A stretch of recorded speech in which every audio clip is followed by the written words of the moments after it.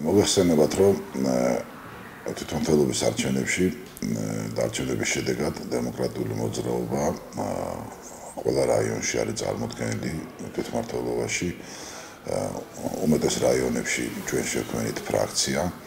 რაც შეეხება სექტემბრიდან, ჩვენ ვაპირებთ, რომ გავაძლიეროთ პარტიული მუშაობა.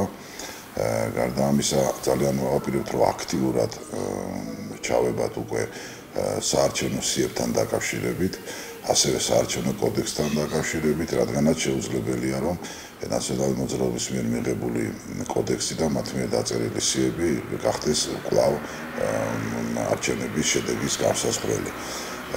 მოგეხსენებათ, რომ დემოკრატიული მოძრაობა გაერთიანება ერთიან კოალიციაში და ის პარტიები, რომლებიც ჩვენთან ერთად არიან კოალიციაში, ჩვენ ერთად ვაპირებთ დავაყენოთ მთელი რიგი საკითხები, ჩვენ ასევე საკონსტიტუციო ცვლილებებთან დაკავშირებით აქტიურად ვართ ჩაბმული. ჩვენი მთავარი მოთხოვნა იყო, რომ დაინიშნოს ვადამდელი საპარლამენტო არჩევნები და ჩვენ ვიბრძოლებთ ამისთვის, გამომდინარე იქიდანაც თუ რა ხდება დღეს ქვეყანაში და როგორ მიმდინარეობს პოლიტიკური პროცესები და გარწმუნებთ, რომ ძალიან აქტიურად ვიქნებით ყველა კუთხით ჩვენ ჩაბმული.